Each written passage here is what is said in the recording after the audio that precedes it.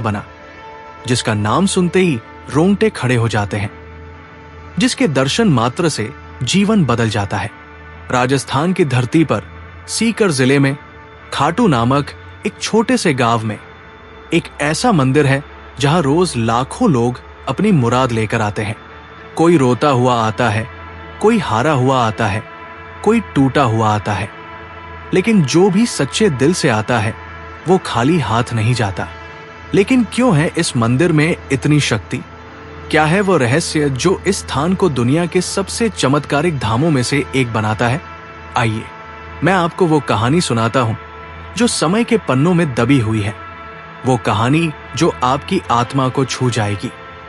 नमस्कार प्यारे दर्शकों, मैं अर्जुन एक बार फिर आपका हार्दिक स्वागत करता हूं आपके अपने चैनल विद्या ज्ञान सागर में। दोस्तों, आज हम एक नई कहानी और एक नया वीडियो लेकर आपकी सेवा में उपस्थित हुए हैं।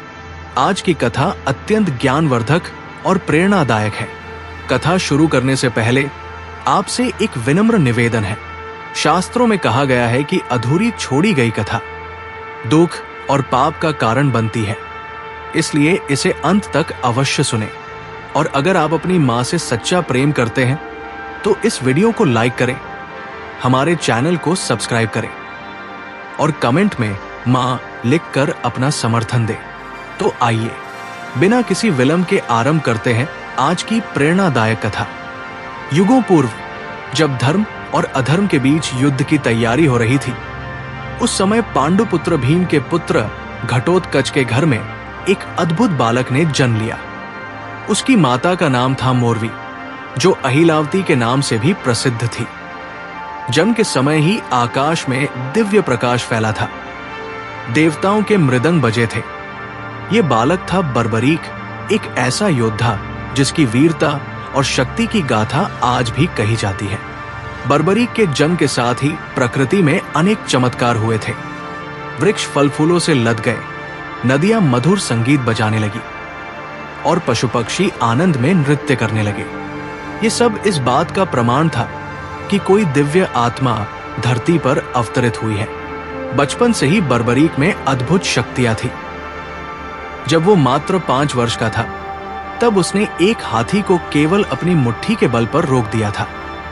10 वर्ष की आयु में उसने एक दिन में 100 राक्षसों का वध कर दिया था।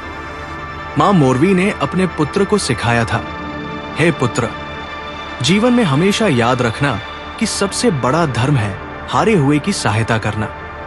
जो निर्बल है, जो असहाय है, जो संकट में है, उसके साथ खड़े होना ही सच्चा धर्म है। मां के इन शब्दों को बर्बरीक ने अपने हृदय की गहराई में बसा लिया था। वो जानता था कि उसकी शक्ति का उपयोग कमजोरों की रक्षा के लिए करना है। जब बर्बरीक 16 वर्ष का हुआ, तब उसने घोर तपस्या की। हिमालय की ऊंची चोटियों पर, जहां सिवाय बर्फ के कुछ नहीं था, वहां उसने भगवान शिव की आराधना की। महीनों तक केवल हवा पीकर, बिना भोजन के वो तपस्या में लीन रहा। भगवान शिव प्रसन्न हुए और उन्होंने बर्बरीक को 3 अद्भुत बाण प्रदान किए। ये बाण साधारण नहीं थे, ये दिव्य थे, चमत्कारी थे। पहला बाण ये शत्रु के सभी कमजोर स्थानों को चिह्नित करता था। जहां भी ये निशाना लगाता,